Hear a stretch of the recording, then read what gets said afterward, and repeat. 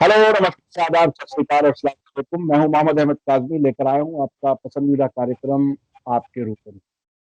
हम इस कार्यक्रम में कुछ ऐसी खबरों के पीछे तक पहुंचने की कोशिश करते हैं, तह तक पहुंचने की कोशिश करते हैं, जो आप आम तौर पर अखबारों में देखते हैं, लेकिन उसको गहराई से समझने का मौका नहीं होता, या साजिश के तहत आपको उस गहराई तक ले जाया ही नहीं। अभी किसान आंदोलन देश भर में चल रहा है। दिल्ली के चारों तरफ किसान सीमाओं से लगा बैठा है। 21वां दिन है जब हमारी बात हो रही है। जब आपके सामने आएगा तो ये 22वां दिन होगा। इसको समझने के लिए कई एंगल से चीजें समझी जा सकती हैं, लेकिन दिल्ली से अहमदाबाद जाकर के प्रधानमंत्री नरेंद्र मोदी जी ने किसान आंदोलन के बारे में फिर एक बार कहा है कि अपोजिशन किसानों को भ्रमित कर रही है।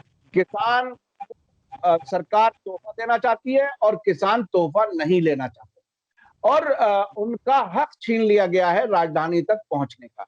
तो एक अजीब किस्म की सरकार और एक अजीब किस्म का ऐसा प्रोटेस्ट जिसमें प्रोटेस्टर्स को डेमोक्रेसी हुए भी राजधानी तक अपनी बात कहने के लिए नहीं लाने की बात कही जाती।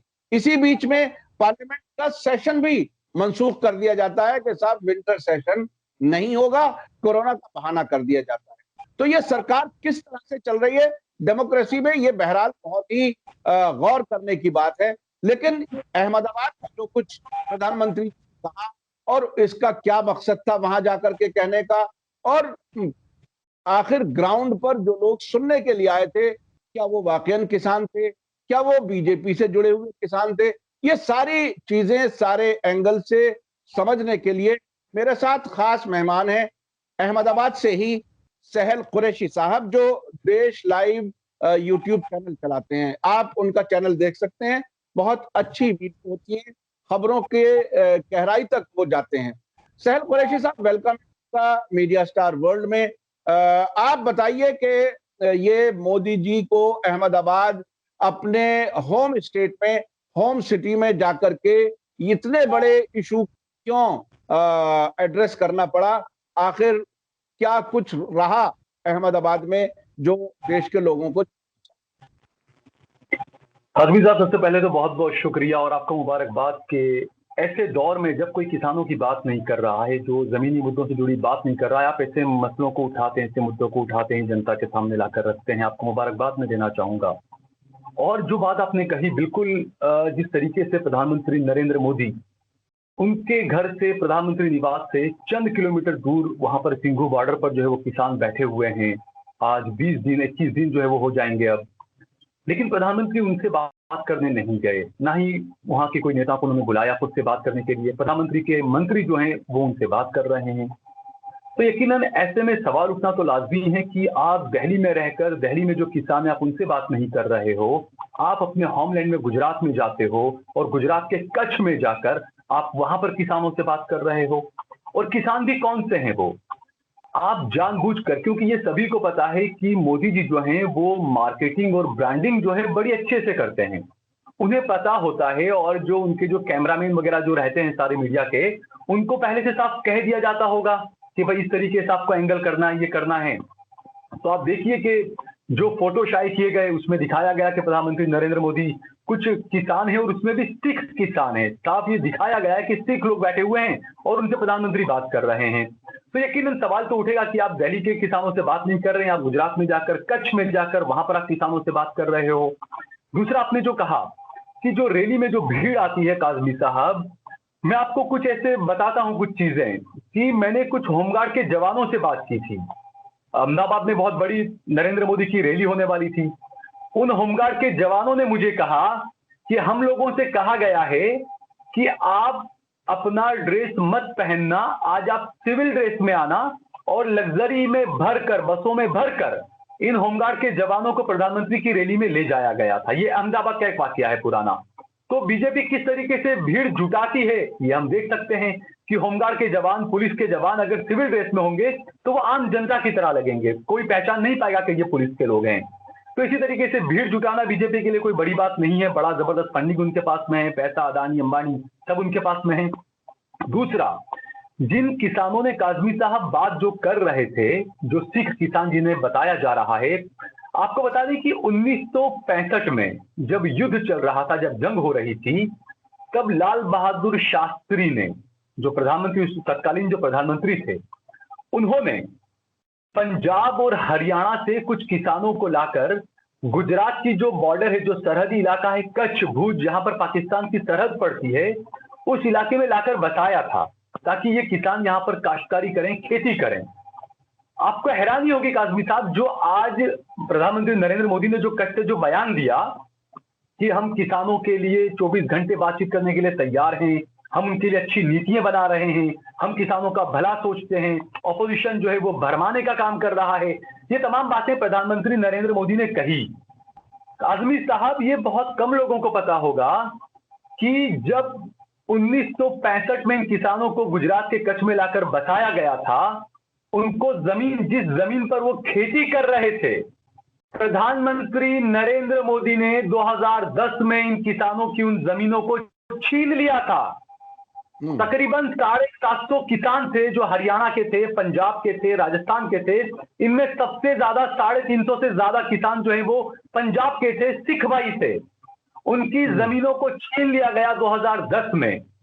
उसके बाद प्रधानमंत्री नरेंद्र मोदी, जैसे कि ब्रांडिंग के लिए मशहूर है, जो हमने बताया, वाइब्रेंट गुजरात के नाम से गुजरात में हर साल कार्यक्रम किया करते थे और बड़ा तामझाम लगाकर दिखाया करते थे कि भाई इतने लाख करोड़ का इन्वेस्टमेंट जो है वो यहां पर आया है गुजरात में। लेकिन हकीकत क्या है वो सभी जानते हैं। बाद में परत दर परत सारी परतें खुलती गई और मोदी जो है वो बेनकाब होते गए।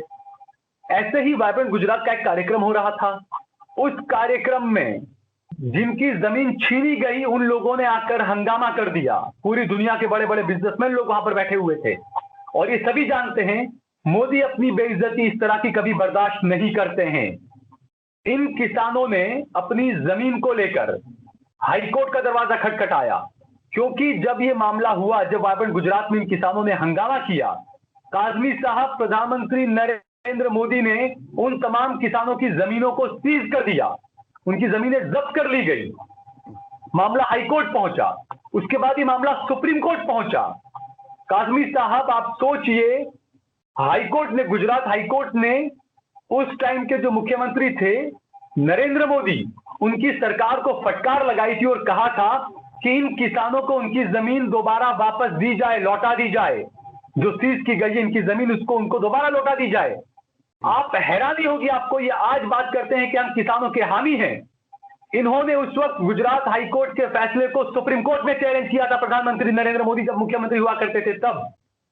और तब से आज तक सुप्रीम कोर्ट में यह मामला चल रहा है गुजरात के उन किसानों का।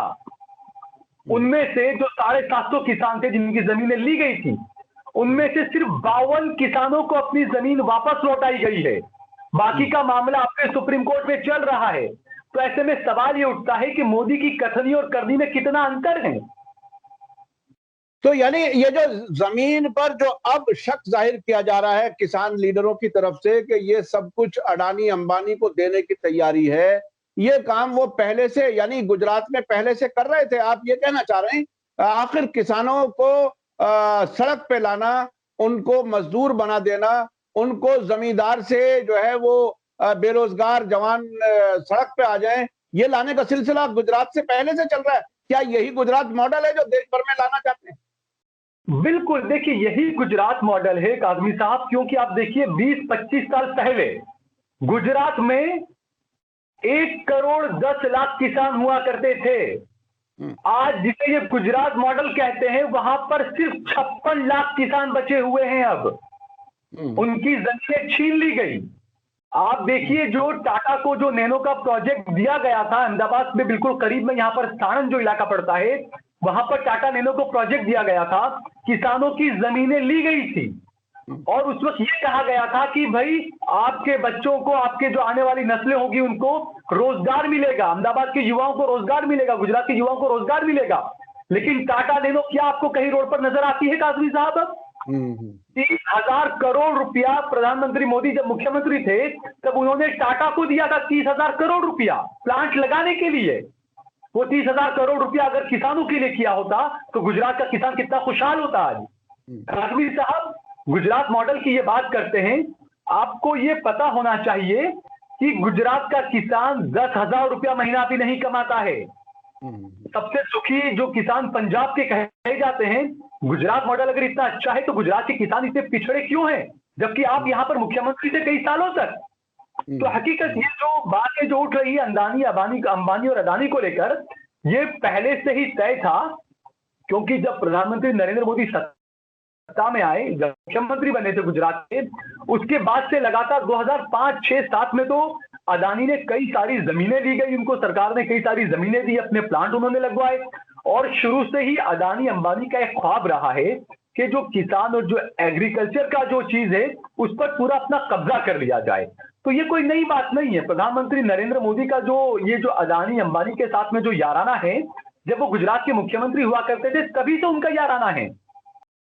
अच्छा, ये बताइए, क्या गुजरात में प्रिंट मीडिया या कोई ऐसा इलेक्ट्रॉनिक मीडिया या सोशल मीडिया के जरिए वहां के जो ग्राउंड पर जो रैली हुई कच्छ में, उसमें आने वाले लोग कौन थे?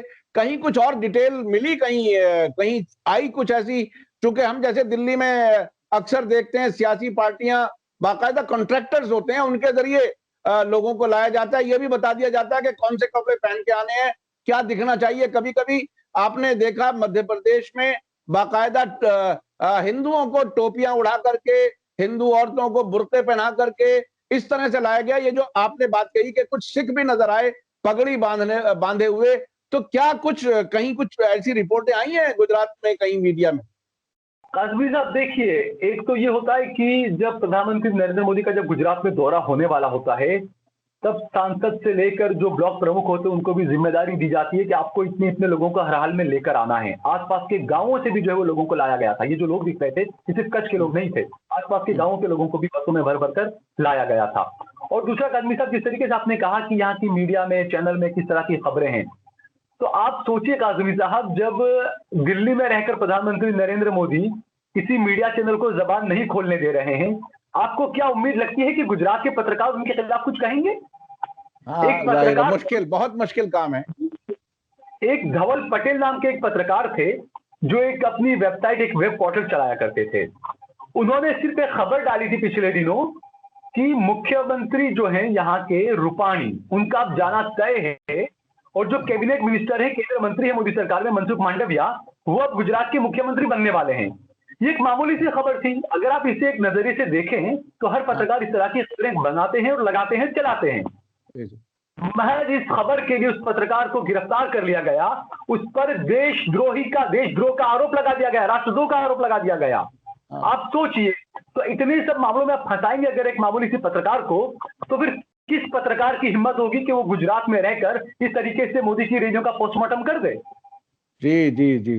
अच्छा, आप चूंकि दिल्ली में भी आपने पत्रकारिता की है और अब गुजरात से कर रहे हैं, और सोशल मीडिया पे खासतौर पे जहां कुछ गुंजाइश तब तक बची हुई है जब तक ये कानूनी कोई पाबंदी ना लगा दें, क्योंकि कोशिश सुप्रीम कोर्ट में पिछले दिनों बाकायदा की गई थी कि सोशल मीडिया पे पाबंदी लगनी चाहिए।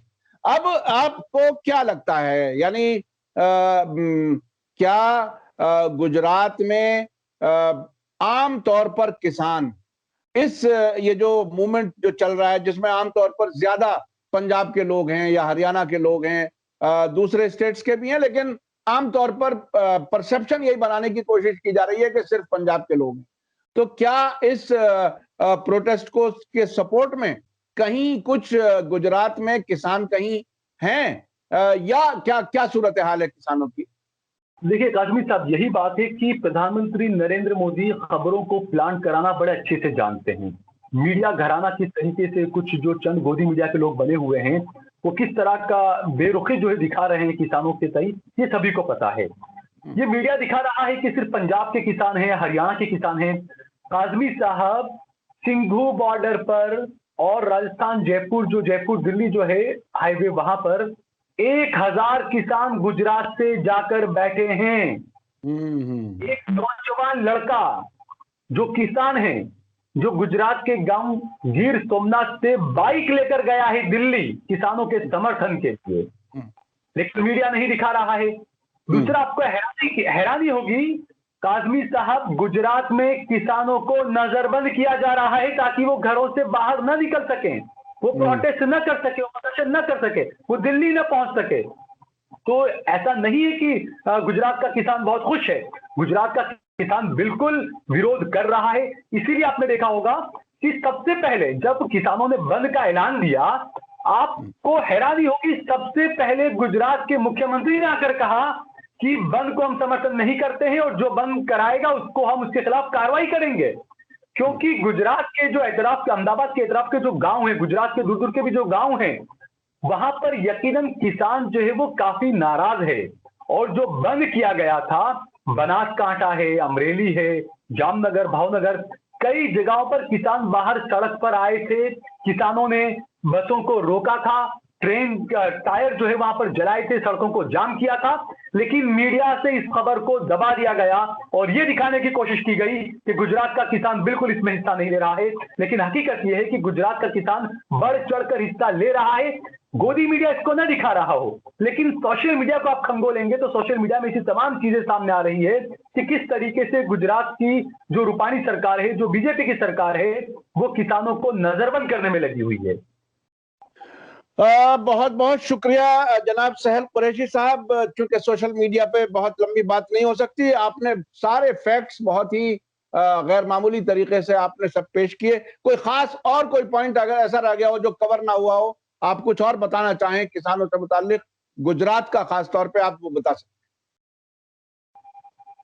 नहीं, गुजरात का देखिए, मैंने जैसे कहा, आप अभी एक और बात आपको बताऊं, जिस तरीके से जो बाइकआउट का जो ऐलान किया किसानों ने अदानी अंबानी का, किसी मीडिया में यह खबर नहीं आई थी कि प्रधानमंत्री नरेंद्र मोदी ने जो 3,000 करोड़ की जो स्टैच्यू ऑफ यूनिटी बनाई थी सरदार पटेल की, और बड़ा उसका ढिंडोरा उसका पीटा था, उसकी जमीन को लेकर आज भी वहां पर आदिवासी प्रदर्शन पर बैठते हैं, उस मूर्ति के कुछ ही किलोमीटर दूर। लेकिन मीडिया में उनको हाइप कहीं पर भी नहीं मिल रहा है। तो आप सोचिए कितनी हैरानी की बात है कि अदानी का नाम वहां पर लग गया, अदानी एयरपोर्ट। मीडिया ने ये चीजें नहीं दिखाई, लेकिन सोशल मीडिया पर इन चीजों को लेकर दबाव बना यकीनन। और जिस तरीके से किसानों ने जो ऐलान किया अंबानी और अदानी के बॉयकॉट का, उसके बाद आनंद फानंद में अदानी का नाम वहां से हटाया गया और दोबारा सरदार पटेल इंटरनेशनल एयरपोर्ट वहां पर लगा दिया गया।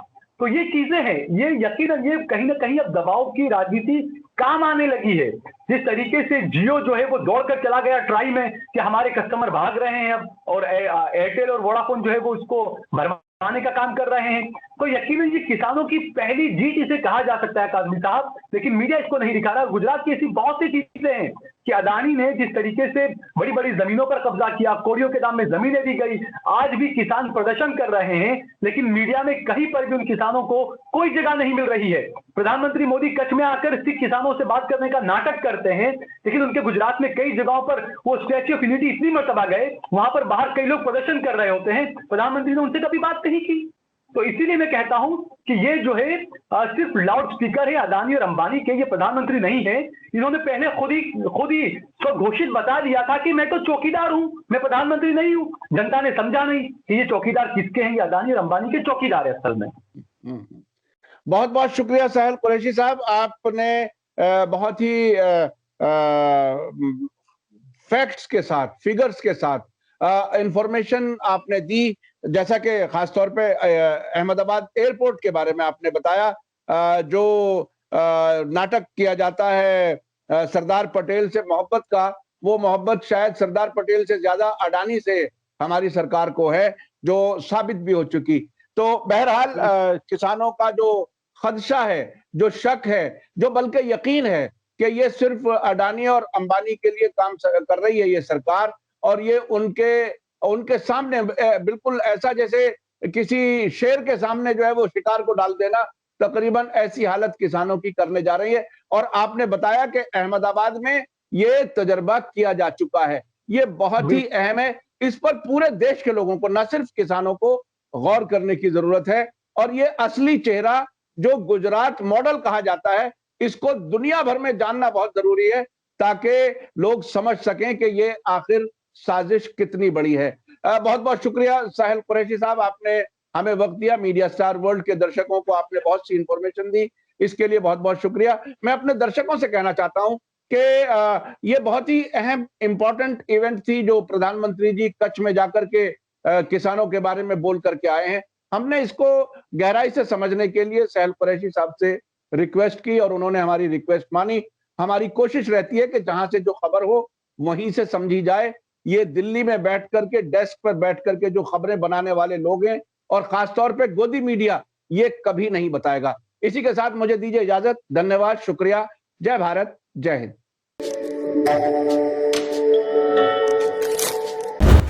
मीडिया स्टार वर्ल्ड के और वीडियो देखने के लिए हमारे चैनल को सब्सक्राइब करें और सीधे नोटिफिकेशन पाने के लिए बेल आइकन दबाएं। और अगर हमारी खबर सच्ची और अच्छी लगे तो अपने व्हाट्सएप, इंस्टाग्राम, फेसबुक और ट्विटर अकाउंट पर जरूर शेयर करें।